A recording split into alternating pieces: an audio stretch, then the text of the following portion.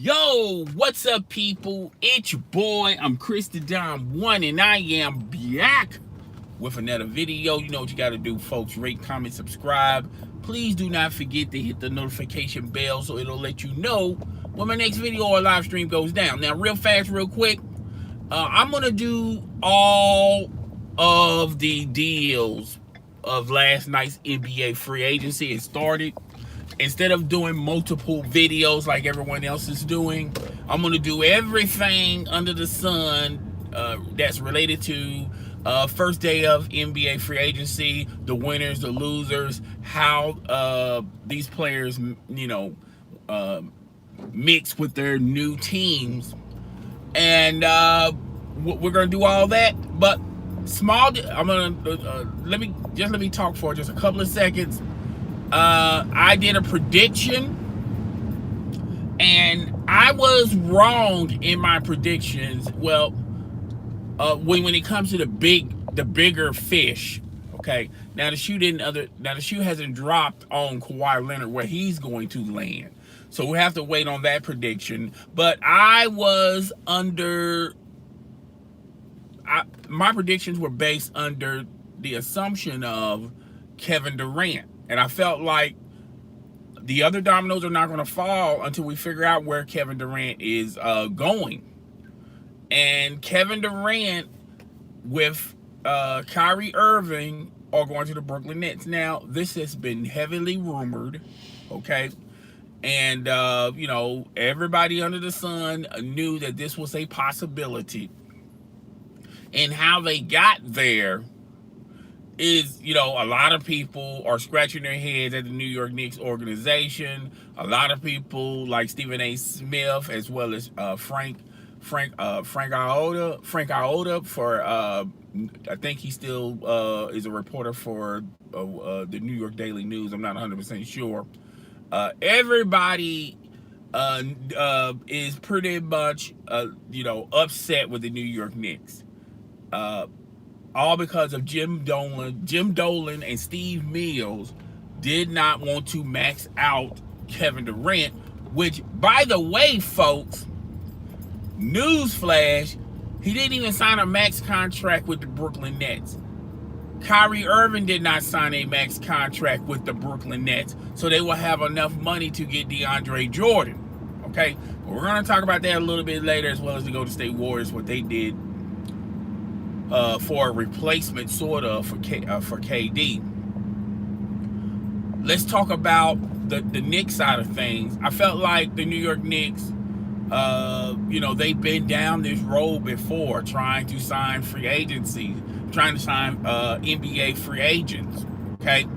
And a lot of people are not going to remember the glory years of the New York Knicks. So let's just keep it within a 10-year span. A lot of people should remember this, when they got Amari Stoudemire and they got Carmelo Anthony. And I was one of so few people when they got those two players and what they had to do to get those two players. They, pretty much, because I said when they got those two players, I just don't see those two players mixing, okay? And they really didn't, because they could never figure it out how to play both of them. That was the dilemma of the New York Knicks. Plus, the New York Knicks had to give up so much of their team to get Carmelo Anthony in a trade. A lot of people seem to forget that. A lot of people seem to forget the New York Knicks were on the upswing when they was, building their team through the draft. And this team had promised to go into the playoffs. But they had to trade away all those assets and all those pieces just to even get Carmelo Anthony. They couldn't wait for Carmelo. If they would have waited a year later and signed Carmelo Anthony and still keep those pieces, that team could have done a lot of damage in the playoffs. But I think the Knicks were under that umbrella of thought and perspective. Like, hey, look, if we get Kyrie and we get KD, clearly it's going to be the Kyrie show for a year, and KD's not going to play this year. And we don't know how he's going to be when he finally comes back, because he's still not going to be 100%. He's still going to be rehabbing. So this might be a possibility that we might have to squander like maybe 2 years. 1 year without Kevin Durant, and then another year Kevin Durant returning, and we got to limit his minutes and things of that nature. Right? So when James Dolan and Steve Mills asked, can Kevin Durant take a little less, people felt like, oh, that was the wrong way of doing things. But when you think about it, folks, when you really think about it, he did the exact same thing with the Brooklyn Nets. They was trying to keep their core talent, what they have, what they drafted, and ultimately they did pretty good in the draft too. I mean, pretty decent in the draft. Okay. So what does this mean for the Brooklyn Nets? Let's move on to the Brooklyn Nets. I still have a hard time seeing these two players meshing together. It's really, when you look, I have seen this song and dance before with Kevin Durant, and that was with Russell Westbrook. You got a ISO point guard. He's pretty good as a passer, but Russell Westbrook was pretty good as a passer. I don't, he's not as great on the defensive end, and I mean, Kyrie Irving, when you compare him to Russell Westbrook, I think if Russell Westbrook really, really tries, he can be a better defender than Kyrie Irving.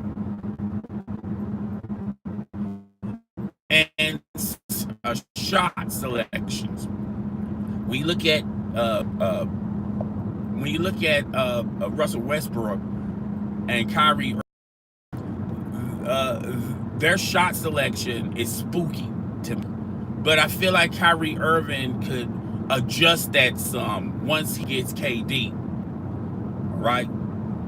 And when you look at leadership, that is very important. Kyrie Irving, when he had that Boston Celtics team, his leadership skills were put to the test, and he couldn't build chemistry around those young Celtic players. And a lot of that is the young Celtic players still being young, but most of that problem is Kyrie Irving just wasn't a good leader. He was learning leadership on the job, and he wanted his team. He got his team. Then he realized that he can't run a team like LeBron James. So I've seen this song and dance before, folks, and I just don't see championship titles with Kyrie Irving and Kevin Durant, because of the reasons I just mentioned. It's going to be like 2 years until Kevin Durant finally get to be somewhat of a dominating player like he was with the Golden State Warriors. It's going to be about 2 years. That Achilles tear is no joke. And then when you look at Kyrie Irving, he's pretty much going to be manning the ship, so to say. And, I feel like they're going to be making the playoffs, but I don't think that's enough to dethrone the Philadelphia 76ers. That's not enough. If the Toronto Raptors keep Kawhi Leonard, that's not going to be enough to dethrone the Toronto Raptors. Okay? So they're a long way in the Milwaukee Bucks. I think that's sort of enough to compete with the Miami Heat, to compete with the Boston Celtics, even though Kemba Walker is going to give a dynamic to the Celtics that Kyrie Irving couldn't do. With Gordon Hayward being 2 years removed from his injury, I think we're going to see the full potential of Gordon Hayward and those young players. Some of them young players are going to be on their third, fourth year in the NBA. So, Boston, all they need is some veteran leadership, veteran players, which they have the money to do that. So we don't know what Boston is going to do when free agency is over with. But they still have money, folks. They can still sign. They may not can't sign Kawhi Leonard, but they have enough money to get a lot of veteran NBA established players on the cheap, 1-year contracts, maybe 2-year contracts. So we have to wait and see what. But with the Brooklyn Nets move, I just don't see it. I realistically do not see Kyrie Irving and Kevin Durant. When you put their styles together, they really don't mesh. And Kevin Durant has been through this song and dance before with Russell Westbrook. Okay, so that's my opinion on the Brooklyn Nets. All right. Now, in other news, Golden State Warriors, when they lost KD, they said, we're still in this thing. And they're trying to do a sign as of right now. Okay, as of right now, it's not official because there's a lot of stuff that they're going to have to do to make it official. But it's clearly obvious D'Angelo Russell wants to go there, and it's also clearly obvious the Brooklyn Nets are not interested in signing D'Angelo Russell, okay, because of those two players they just got. But if everything stays the way it's supposed to stay, D'Angelo Russell is going to the Golden State Warriors. And this right here, nobody expected this. Everybody assumed he was going to go to the Lakers, and that did not work out. And but that's on the table. But I feel like this deal is ultimately going to go through. Now, the Golden State Warriors already lost KD, and they're going to also lose Andre Iguodala. They're going to have to trade him to the Memphis Grizzlies so they can have some type of cap relief to fit D'Angelo Russell's contract on there. But also, they was looking to trade him anyway. And it's twofold. One, he's getting a little older, okay? And two, that Breakfast Club interview really did not put him in the best light, okay? And really, to be truthfully honest with you, they even put more doubts with KD signing with the Golden State Warriors. But I felt like the Draymond Green issue, even though I thought they hashed that and resolved that, clearly that has something to do with him moving on and going on to another team. Clearly, the Brooklyn Nets are going to be KD's team. If he would have stayed with the Golden State Warriors, that wouldn't. The Golden State Warriors were never going to be his team as long as Steph Curry and Klay Thompson is there. Okay, so I felt like there was a lot of elements that ultimately KD wanted to leave the Golden State Warriors. I thought him and Draymond Green hashed the issue about, they was arguing on the bench. Clearly, that was on his mind. And then, the Golden State Warriors doctors, the medical staff, cleared him the play, saying that, well, you can't damage your leg any worse, and it happened. And not D'Angelo Russell, Andre Iguodala, with his comments on the Breakfast Club, okay, that did not go to a well. So, when you got all those factors plaguing, plus the factor that you wanted to leave any damn way, all right? So he had plenty of reasons to leave the Golden State Warriors. To me, personally, I feel like Kevin Durant, he is going to, when he's done playing in the NBA, he's going to look at this and go, damn, if I would have stayed with the Golden State Warriors, we probably would have a possibility of winning 3 or 4 more championships, okay? And same way it goes with Draymond Green. And Draymond Green's going to look at this and go, damn, if we didn't have that spat, and both of us arguing, and we were close friends, I think they're, I think they're cool with one another. Draymond Green really dragging out that apology. He should have immediately would have went ahead and apologized. But that was Draymond Green's way of thinking. Even though if he would have apologized, he still, I mean, when you look at it, he was still he was saying all this from the heart. This is his belief. He feels like the Golden State Warriors are better.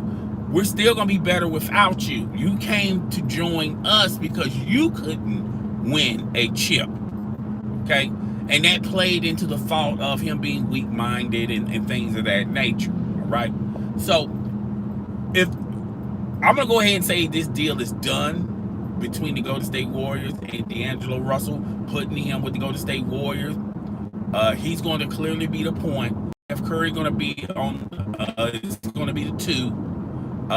Thompson is going to, when he comes back from his injuries, he's going to be on the 3. Draymond Green clearly going to play the 4. And I feel like this kind of reminisce of the early Golden State Warriors when they won their first chip. And this is going to really fit the team. D'Angelo Russell points are going to go up. His assists is going to go up. And I don't think they're going to be the dominant team they were with KD when you had all those shooters spread around the court. But it's going to be more ball movement. Okay, it's not going to be a lot of ISO playing. Which the Golden State Warriors, when they signed KD, they went from throwing the ball around through the court, spreading the court, to being an isometric type of play style when KD got on the court. And they're still going to win. I feel like they're still going to win 50 plus games. They're still going to go to the playoffs, and I think they have enough there to make it to the Western Conference Finals. Okay, so this move, whenever this move happens, it's a win for the Golden State Warriors. Now, in other news, Jimmy Butler, who was rumored and speculated to go to the Houston Rockets, and before I get into that, I first like to state this: if the Houston Rockets would have gotten Jimmy Butler, I don't understand how that was going to work. The Houston Rockets, you would have gotten Jimmy Butler, James Harden, and Chris Paul. You already got one player in Chris Paul who speaks his mind and clashes with teammates. Now you're going to bring another dimension of that type of player in Jimmy Butler. And now you're going to have these two players speaking their mind, and then you have to give up so much to get Jimmy Butler. You're going to have to give up PJ Tucker. You're going to have to give up those other players that the Rockets have. All right, just even get the opportunity to get Jimmy Butler. I thought that would have been a bad move for the Houston Rockets, but him going to the Miami Heat, I think that's a great move for the Miami Heat and Jimmy Butler. I'm gonna tell you why. Jimmy Butler is, like I just said, he's one of those type of players that speaks his mind, and Jimmy Butler is the type of player that needs to be on a team with not a lot of superstars. He tried this with the Minnesota Timberwolves, did not work. He tried this with the Chicago Bulls when they got Dwayne Wade. Even though him and Dwayne Wade are tight, it did not work, okay? And when he went to the Philadelphia 76ers, I saw some success there, but he was not going to be the primary option. He was going to be the third option on the wheel. And, that kind of rubbed Jimmy Butler the wrong way, particularly when you got Ben Simmons, Joel Embiid. They're pretty much playing the same position. Ben Simmons has not developed an outside jumper yet. I hope he develops it in the summer, because they're going to be really depending on Ben Simmons to evolve and create and have his own outside shot, and he struggles with that. Okay, so him going to the Miami Heat, I feel like the Miami Heat are clearly going to be in the playoffs because of Jimmy Butler. Clearly, they're going to have to add some players, some more players. hopefully adding a player that's going to give them a hometown discount. But I see them going, continuing to go to the playoffs. They're going to be a playoff contending team. All right. Does this move make them go to the Eastern Conference Final? No. They still have some more things to do to make that happen. But with Jimmy Butler and the center for the Miami Heat, I hope I pronounced his name correct, Whiteside, I think that's his name. With him and Jimmy Butler, I feel like I feel like those two players, styles match, because when you look at the center for the Miami Heat, I think he fits well with an ISO player like Jimmy Butler, and Jimmy Butler reminds you of a Dwayne Wade in some perspectives. Okay, so I feel like this is going to be. I think this is going to work. I think it's going to get them to the playoffs. But is this enough to get them over the hump to the NBA Finals? No, but it kind of reminds you of the Toronto Raptors when they traded for Kawhi Leonard. And when they traded for Kawhi Leonard, they was already going to the playoffs, and that bumped them over the hump to win an NBA championship. And that's probably why the Miami Heat and Pat Riley reached this conclusion. Okay. So in other news, Al Horford, and we're going to the Celtic talk. Al Horford signed with the Philadelphia 76ers. Kyrie Irving already done signed to the Brooklyn Nets. And to me, this is like one of those win-win things for the organization as well as the team. Let's start off with Al Horford going to the 76ers. By them signing Al Horford, clearly they're not gonna. Clearly they're out of the sweepstakes of getting JJ Redick. JJ Redick signed with the Pelicans, and the reason why he signed with the Pelicans, that was probably the most money he could get in this free agency. He was looking for a big time contract. Did not get a big time contract. And he got sort of a decent offer from the Pelicans. But when you look at Al Horford, he got pretty much a max contract with the Philadelphia 76ers. Some good money, but at the end of that contract, Al Horford's going to be like 35, 37 years old.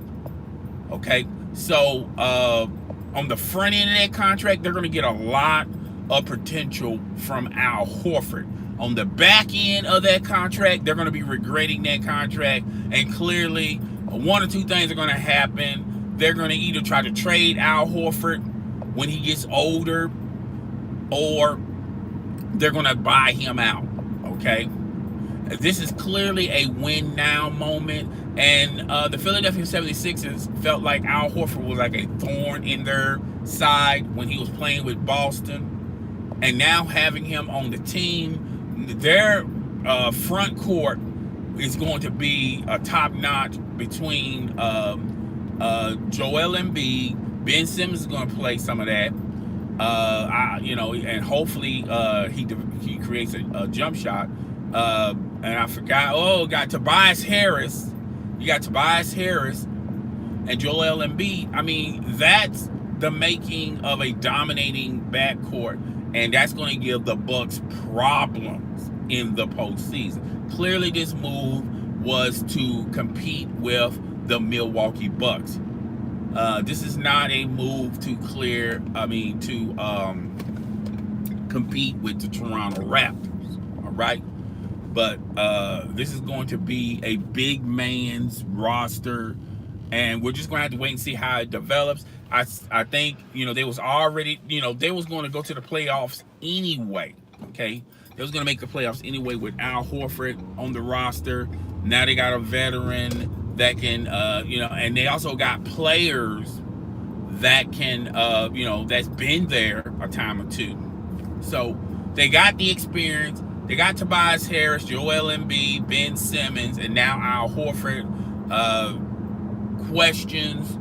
Even though Ben Simmons played a point, they're still going to need a 2 guard.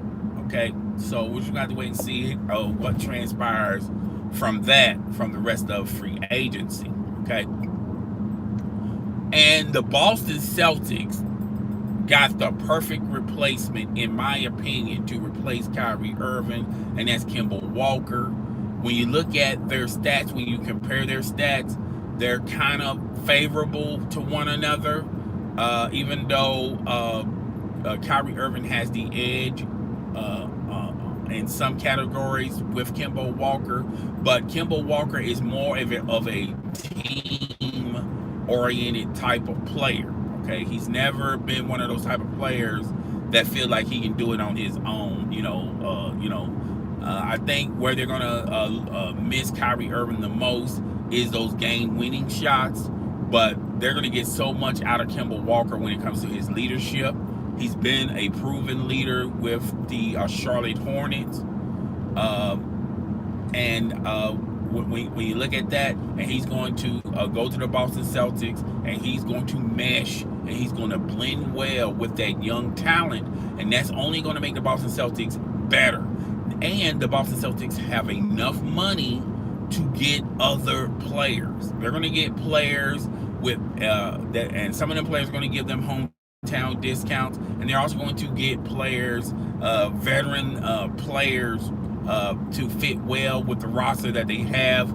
Clearly, the Boston Celtics are still going to go to the playoffs. We're going to have to wait and see, will they have enough to bump off a lot of teams I just mentioned early to make it to the finals. But still, they got a squad that's going to be contending from years to come. Okay, they don't have a small window. They have a very large window. And somebody just sent me a message. Can I pull it up? Have a hard time pulling up the messages, man, when I'm driving. Sorry about that, but I'll read them later, or you can send it again. Doesn't matter. That's what's going on with the Boston Celtics. I feel like they got to still work some more.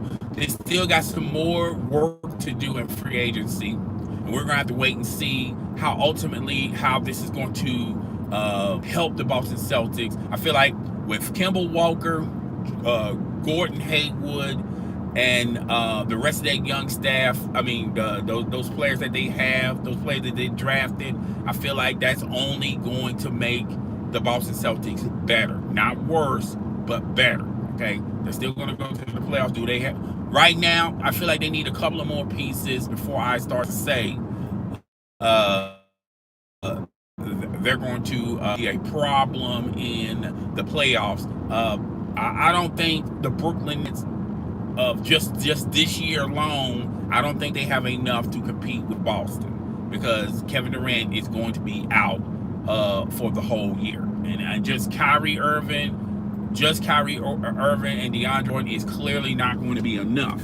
Okay, so they got a lot more work to do with the Brooklyn Nets, and just my opinion, but I just don't see those two players mashing well. Anyway, I've seen this song and dance before, and Kevin Durant have seen this song and dance before, and it didn't work then, so I don't understand why he feel like it's going to work now, but I digress. We'll move on to some other deals. The Knicks, after missing out on KD, they get Julius Randle. I feel like, and they got him at a reasonable price.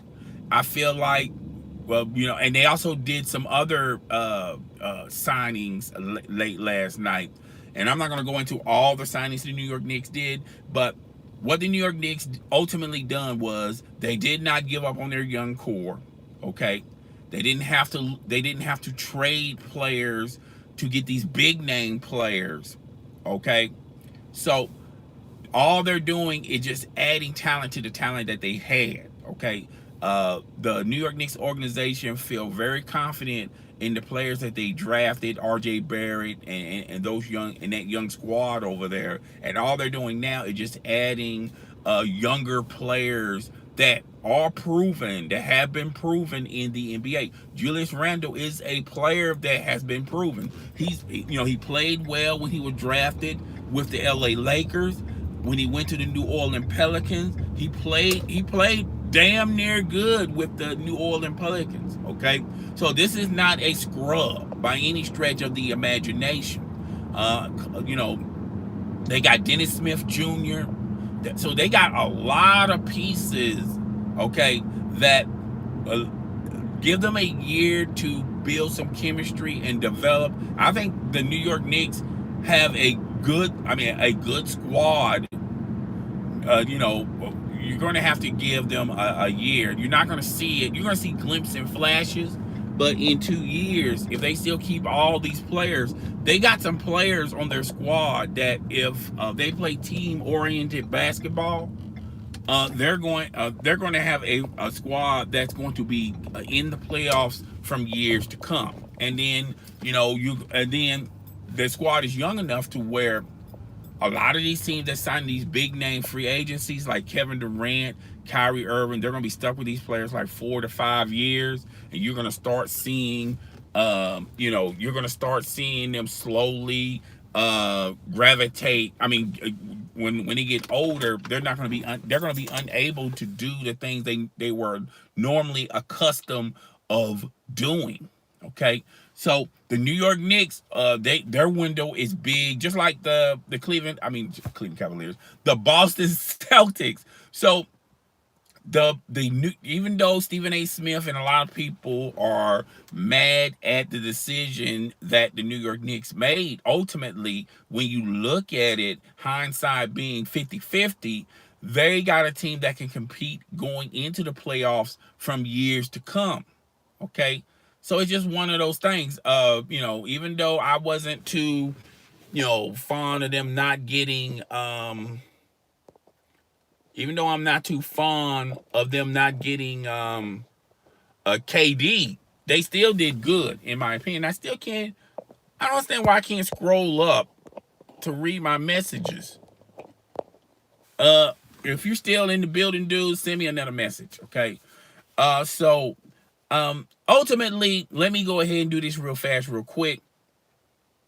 If y'all have questions and answers, you can do it at the live chat, or when you're watching this video, you can comment down below, and I will try to do my best to answer your questions when you watch it as a regular video, of course. Okay, so winners and losers. I give the winning nod to to the Brooklyn Nets because of this one simple factor. They pretty much stolen Kevin Durant, and Kyrie Irving was going to always pair up with Kevin Durant, because they supposed to have this friendship and this kinship, whatever. And so they won because they made the biggest noise by getting those two signings. Okay. I also feel like the Golden State Warriors won as well if they can get D'Angelo Russell. That's a huge upgrade for the Golden State Warriors.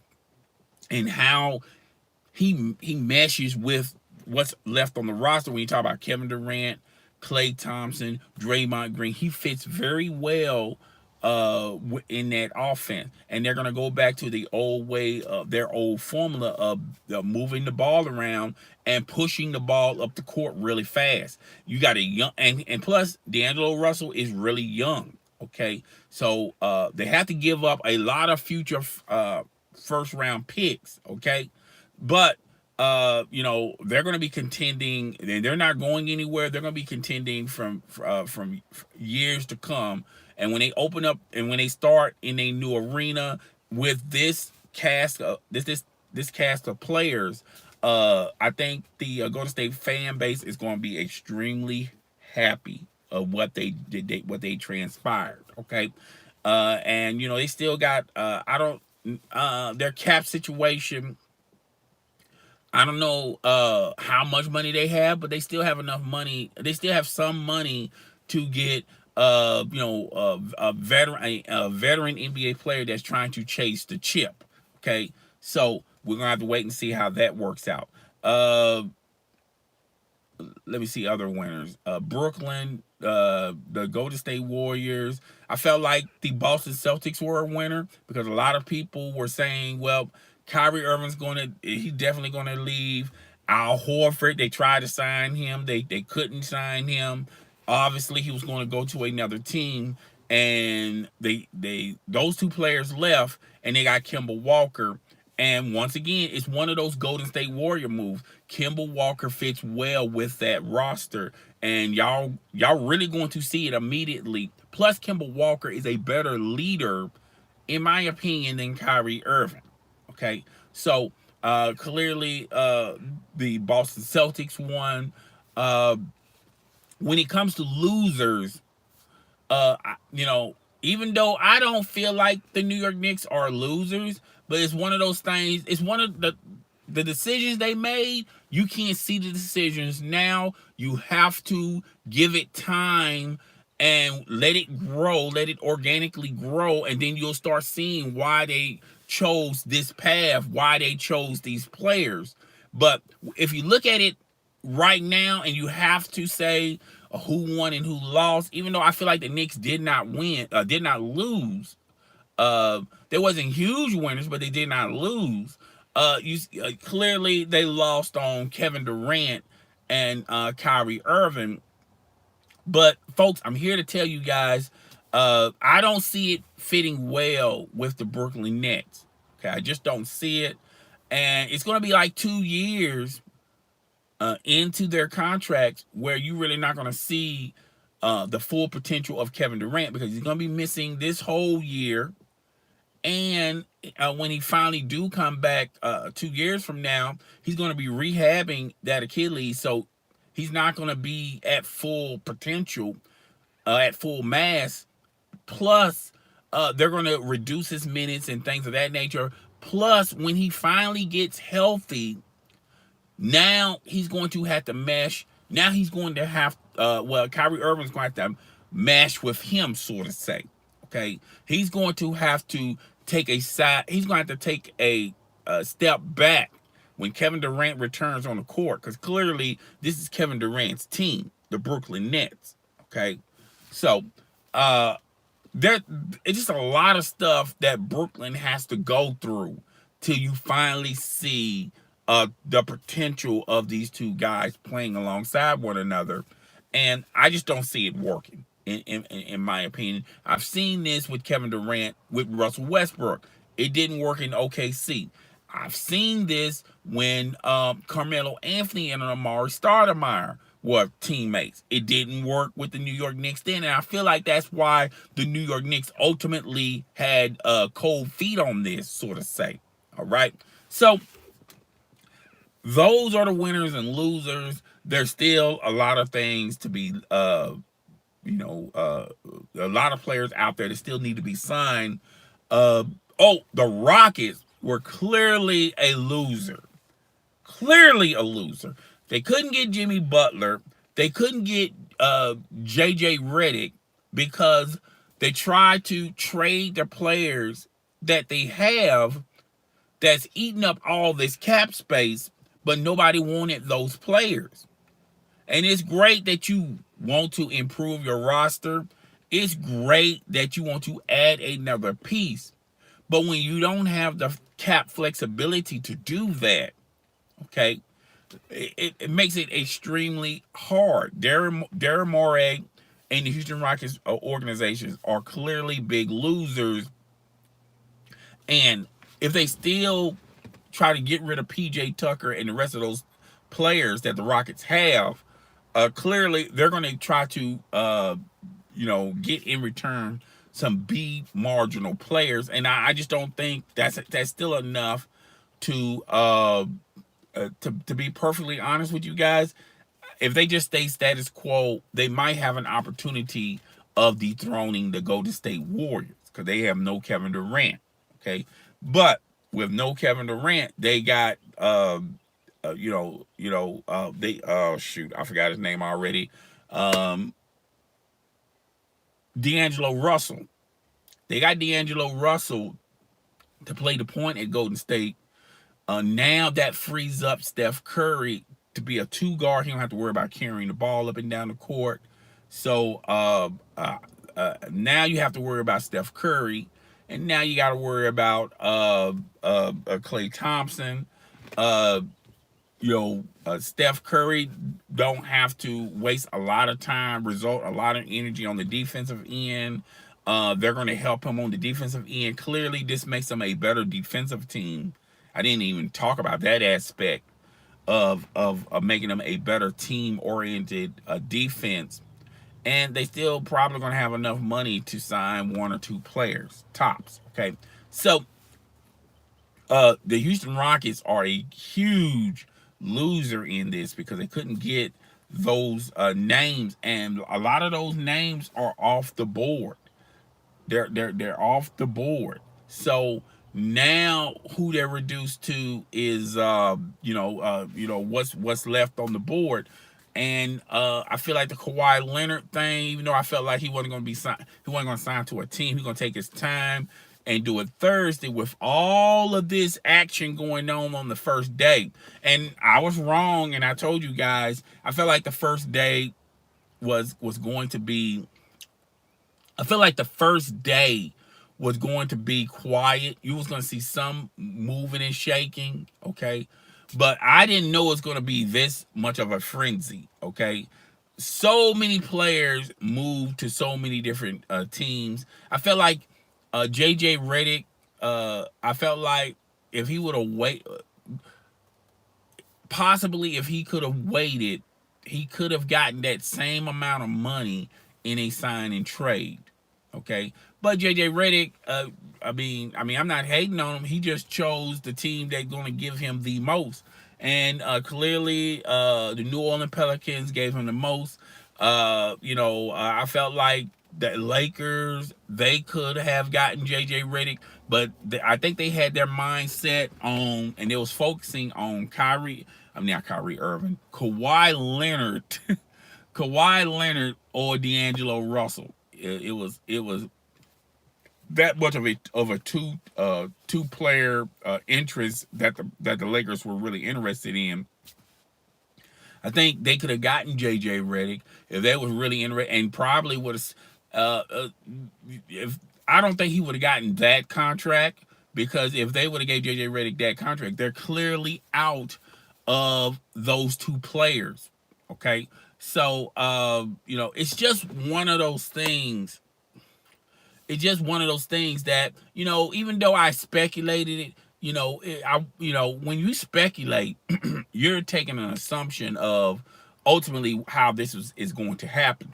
But like I told you guys, when I was doing all these speculations, I think a lot of teams were waiting on where Kevin Durant was going to go. And when Kevin Durant announced that he was going to the Brooklyn Nets with Kyrie Irving, everything was moving fast at a fast pace, like that. Okay, so just one of those things. I liked it, but I think the Houston Rockets were clearly a loser. The Knicks, if you have to, if you have to pin me to the wall, they were a loser. But I do see the blueprint, what they're trying to do.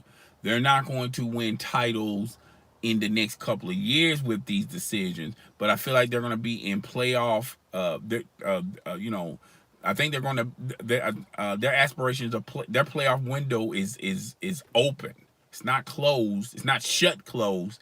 It's open. Okay, and I think the East is going to be. You're going to see about 5 or 6 teams. Of dominance. Okay, in my opinion. Let's start. If Kawhi Leonard stays with Toronto, they're going to be in the playoffs. Okay, the Miami Heat is going to be in the playoffs with Jimmy Butler. The Philadelphia 76ers are going to be in the playoffs. The Boston Celtics are going to be in the playoffs. The Indiana Pacers are going to be in the playoffs. And now you got 2 spots left. Okay, and of them 2, I feel like the Knicks and Brooklyn are going to occupy one of those 2 spots. Okay, I got to say this for the record. there are other teams in the East that has a possibility of sneaking up and making it into the playoffs. When you look out there on the West, it's the same teams that made it this year, but you got other teams that's trying to move in and get a playoff spot. The Cleveland Cavaliers, the Los Angeles Lakers are going to be a playoff contending team. The Clippers were always a playoff contending team. They're going to still be a playoff contending team. The San Antonio Spurs are going to be a playoff contending team. The Sacramento Kings are going to be a playoff contending team. And the sleeper of all sleepers, and nobody hasn't mentioned them, is the Phoenix Suns. I feel like the Phoenix Suns, and the Sacramento Kings, I called them two first. I feel like both of them or one of them are going to be in the playoffs. I think the Sacramento Kings have enough talent there. Plus, they got a young coach in Luke Walton, which I feel like the Lakers gave up on him too fast. But they pretty much gave him a bad hand. Okay, the team was already established when they signed Luke Walton. Okay, so he's going to the Sacramento Kings. The young core that they have are developing, and they're developing fast. Okay, so Luke Walton is going to do a lot of amazing things with the Sacramento Kings. And the sleeper team in the West, a lot of people are not talking about. I feel like the Phoenix Suns are going to make a run for the playoffs. Okay, so it's not. I feel like the West is still going to be stacked deep, and the East, there are like 6 teams that I know by far are going to the playoffs. Okay, so it's going to be stacked on both sides. This notion of a super team where you get all the talent and under one team, even though you see some resemblance of that in Brooklyn, uh, not this year, by the way, because Kevin Durant's going to be out for the year. But 2 years down the road, you're going to see that duo of Kyrie Irving and Kevin Durant, and I still under conclusion that that's not going to work. Okay, because I've seen this song and dance when Kevin Durant was with the OK City Thunder, when Russell Westbrook was his teammate, they couldn't get it to work then. I also saw this even before that when Carmelo Anthony and Amari Stoudemire paired up to the Big Apple, and those styles didn't necessarily mix well.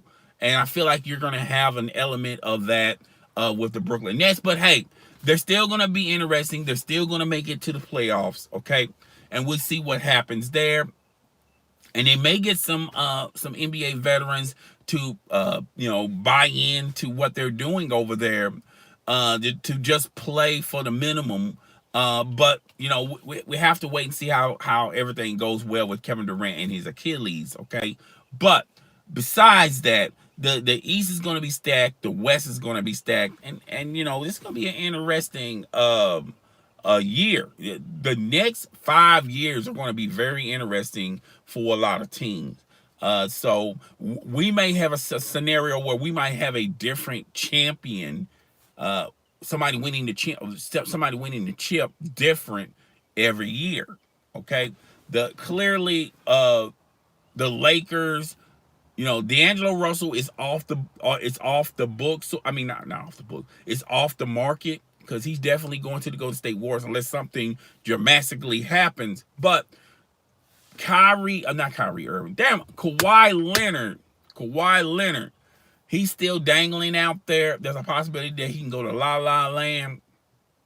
But I feel like there's a strong interest and a strong desire of him returning back to Toronto. But we're gonna have to wait and see on that, where he goes to.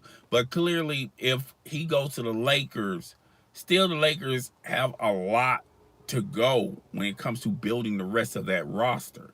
So basically, all you got is LeBron James, Kyle Kuzma, Anthony Davis, and if they get Kawhi Leonard, okay, they still need other pieces that they currently don't have right now.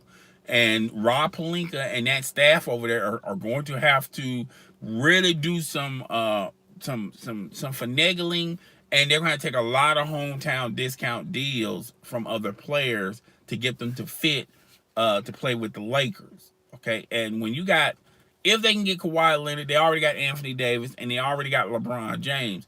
There are a lot of players out there who would love to play with those guys for the league minimum. Okay, so they're not going to miss out on any decent guys, any guys that can help the team out.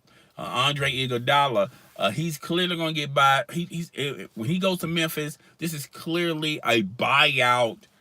He's not going to be with the Memphis Grizzlies. They're going to negotiate a buyout. He's going to be a free agent. He can't go back to the Golden State Warriors. But there's a possibility that he can take a hometown discount and go to the Houston Rockets or go to the Los Angeles Lakers. Okay, so and there's another possibility. The Clippers may strike out on a lot of these players, which they currently are right now. Because a lot of people thought that Kawhi was going to the Clippers. Kevin Durant was going to the Clippers. Klay Thompson is going to the Clippers. All these players have been signed, sealed, and delivered. So, there's a possibility of Andre Iguodala maybe going to the Clippers. By the way, about Clippers, they signed Patrick Beverley, which that was not a head scratcher. I felt like the Clippers showed Patrick Beverley the most love when it comes to wanting him.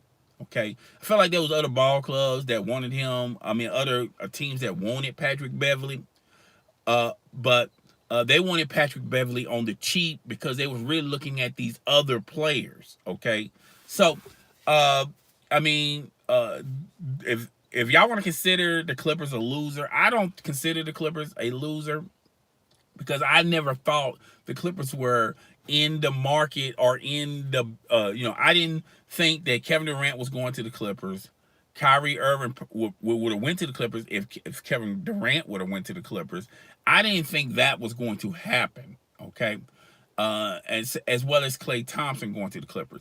I feel like the Clippers are going to attract a lot of free agencies when they have their own arena, because technically Staples Center is Los Angeles Lakers arena. It's the home of the Los Angeles Lakers, and the Clippers just simply reside there and play their games there. When their arena opens up, then people are going to be coming up in droves wanting to play for the Los Angeles Clippers, long as Steve Ballmer is owning that team. Okay. And Doc Rivers is still coaching the team. I feel like there's an opportunity there for younger free agents to possibly go to the Clippers when they have their own arena. Okay, so that's all. I mean, I'm pretty sure there's some more moves to be made. Let me see. I'm trying to pull. I don't know what's going on with YouTube, because normally I can just scroll up and it will tell me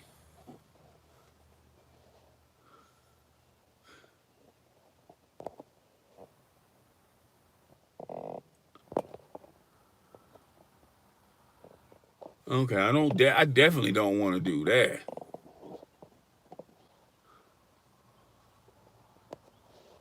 I don't understand why I don't understand. Okay, so somebody had a question, and I can't see the question. Can't see the damn question. Okay, so I'm gonna start wrapping this up real quick. If anybody have any live questions, feel free to comment down below. And if you're watching this video on the re-air, just comment down in the comment section, and I will do my best to reply to your comments sometime today. But winners, to summarize, winners in my opinion were the Golden State Warriors, the Brooklyn Nets, the Celtics, the Philadelphia 76ers, losers. Oh, and the Miami Heat were winners. Losers, uh, the Houston Rockets, they didn't get an opportunity to get in the free agency splash because they're cap strapped. Okay. Uh, if people want to say the New York Knicks are a loser, I mean, I can sort of agree. Okay, I said, what if Kawhi goes to the Lakers? How will that affect the West? How dominant will they be?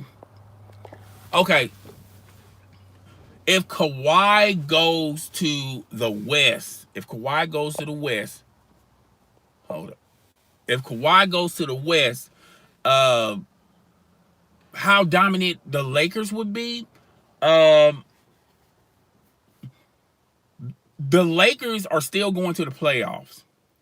My question with the Lakers are, if you got Kawhi, let's just go ahead and say the Lakers signed Kawhi. Okay, you got Kawhi, you got Anthony Davis, you got LeBron James. I think there's enough there to get them into the Western Conference, and compete with the Golden State Warriors. But it's a toss up between who's going to win that series, because if you look at the Golden State Warriors, they're going to still score a bunch of points. They're just going to do it in a different way. And their defense is going to be better. Okay? When you look at the Lakers, they're not going to score as many points as the Golden State Warriors, but their backcourt of Anthony Davis, LeBron James gonna play some small and as point forward and things of that nature.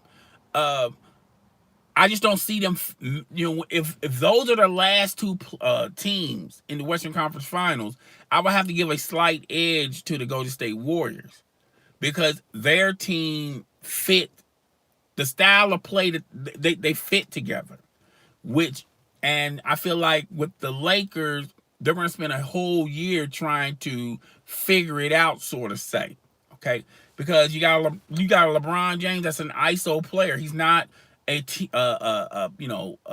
X and O where you can fit him and instantly, there's no change in the structure of your play style. He's an ISO player. Anthony Davis is an ISO player as well to some extent, but he can't stay injured free. And if you look at his past a couple of seasons, he's been in and out of the lineup with New Orleans. So I think that's going to be a stumbling block problem when you try to get him when you try to get his style to fit with LeBron James' style. And Kawhi Leonard, he's going to be missing a lot of games because of load management. Okay. But I feel like the Lakers, I don't feel like there's a dominant team in the West, because any team I feel the same way about the East.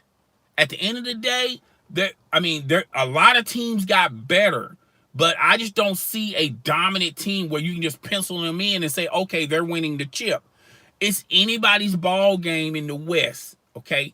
It's anybody's ball game in the East, okay?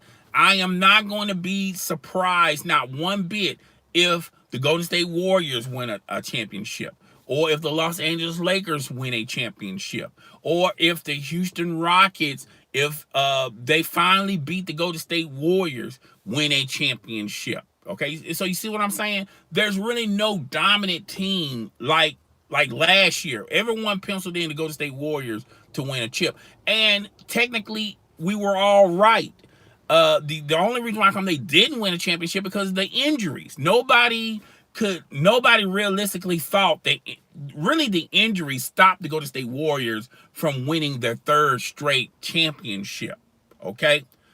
There was glimpses and flashes with the Toronto Raptors when they was competing with the Toronto Raptors, but they just did not have their best team out there. Okay. So I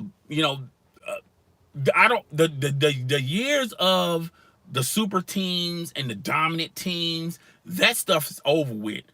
Because like I told you, I don't know if you was here, but earlier in the live stream, I said for the next 5 years, there's possibly going to be different teams winning the championship for 5 straight years. There's not going to be a dominant team that's going to consistently win championships for the next 5 years. If you look at the rosters and how they're constructed, and then you start, overseeing it, sort of say, and look at their 5 year potential window, their 5 year gap. There's a lot of teams I can see that for the next 5 years we're going to have like a different champion. I don't think you're gonna see the same team win a championship twice. There's not gonna be a three-peat. There's not a three-peat team today. I mean, as far as today. Now, if some people orchestrate some deals and they start getting but you got to realize all the big name players have already been signed. Okay? It would have been one thing if the Brooklyn Nets gotten Kevin Durant, Kyrie Irving, and Kawhi Leonard. Let's just say they got those three players, all right? And they signed them all, and they didn't take a max contract, all right? And now they have some money left to, build the roster, sort of say. That's a dominant team. And I know what you're thinking. You're thinking, well, okay, well, how come you can say the Brooklyn Nets is a dominant team when KD is going to miss a year? And you already done said that a year after that, you're not going to get the very best version of Kevin Durant, okay, when he comes back from that injury. But I feel like that's a better dominant team than Kevin Durant going back to the Golden State Warriors. I feel like that's a better dominant team than Kawhi Leonard joining the Lakers with Anthony Davis and LeBron James. And I feel like if all three of those players play with the Brooklyn Nets, then the storyline is going to be, well, the Brooklyn Nets are going to win at least out of the 5 years that I just mentioned, they're going to win 2 of those chips. 2 of those chips, okay? But the era of the dominant team, that is over. The era of the East is the least. The East is now a beast, okay? That's the new frontier for the East. I like the unpredictability going on in the league. Exactly. That's basically what I'm saying, player. That's exactly what I'm saying. The East is not the least. It's a beast. The West is still king, okay? There are potentially 6 teams in the West that can win a title.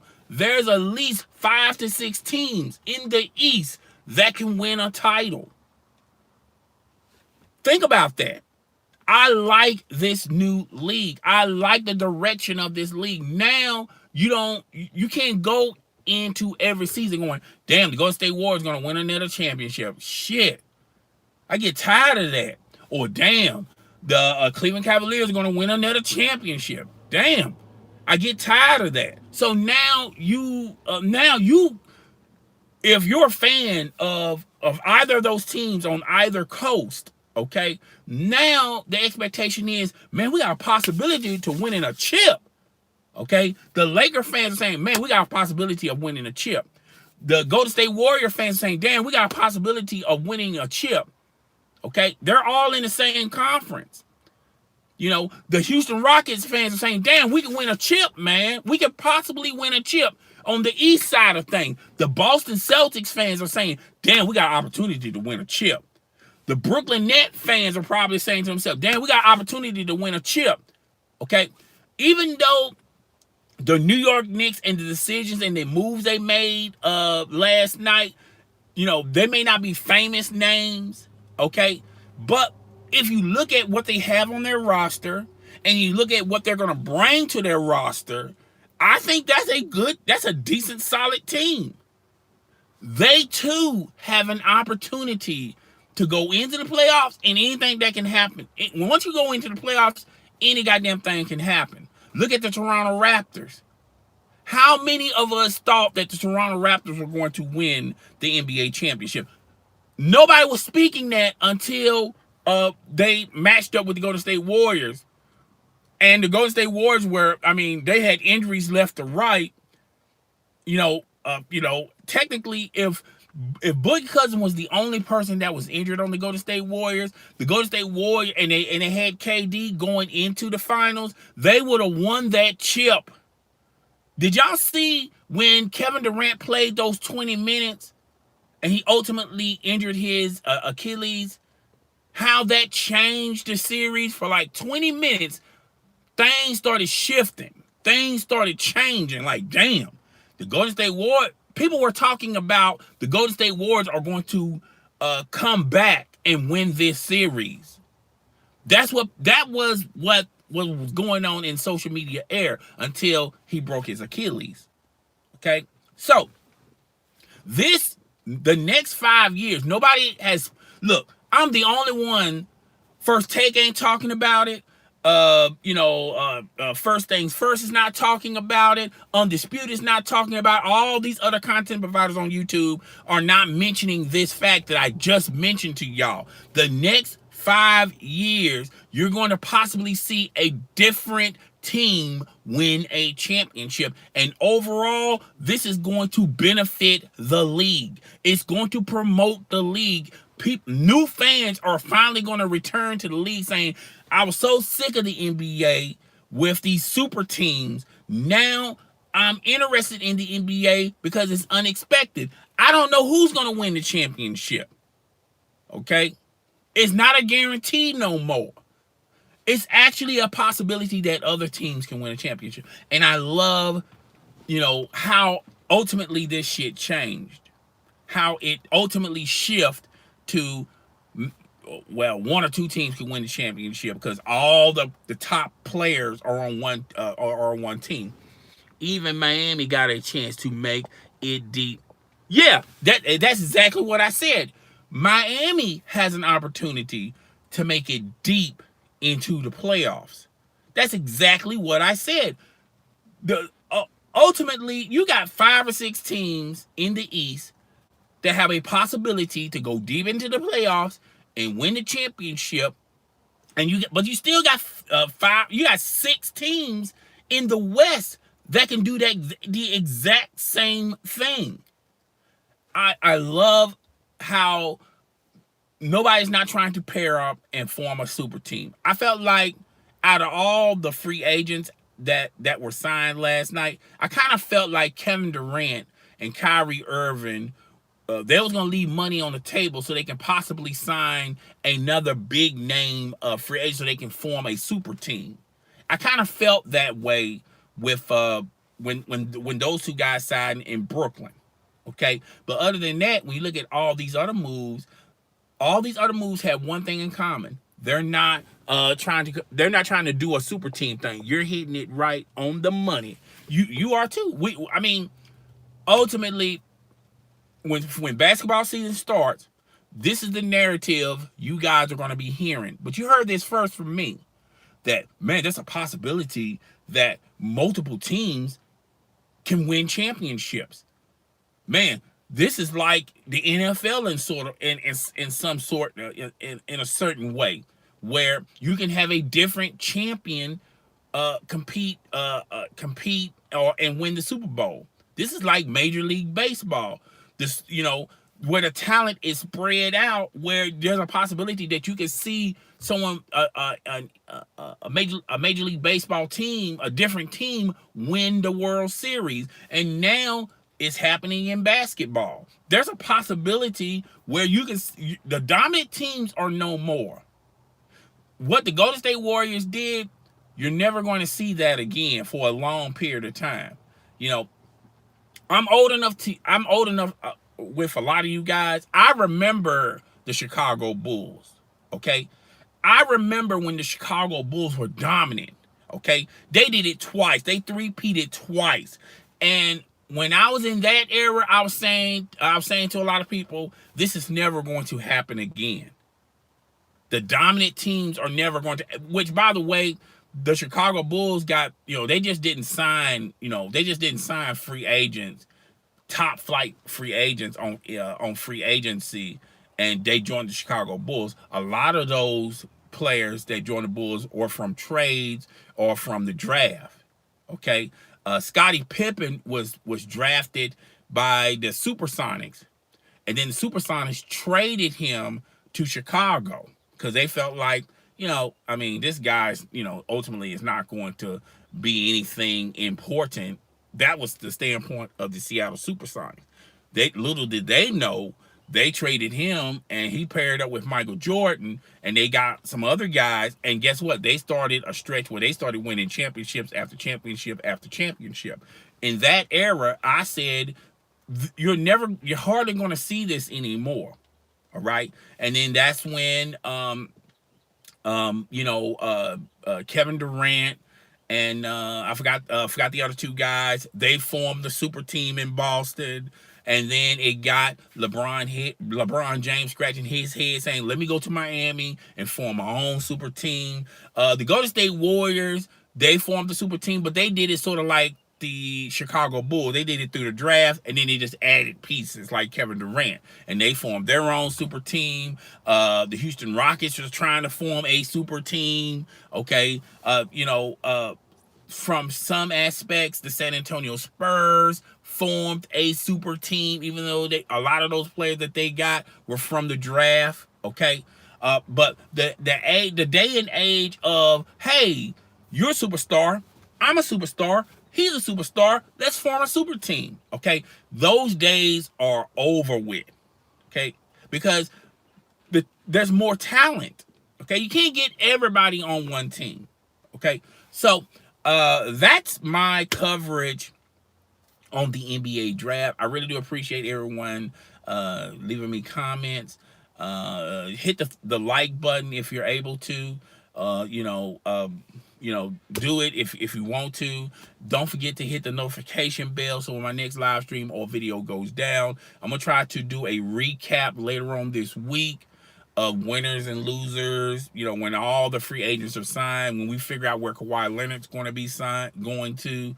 So, thanks, dude. Thank you. Good job for you. But you the same. You did a great job as well. So I gotta go, guys. I will see y'all later on this week, possibly. It's your boy. I'm Chris the Don One. I am out of here.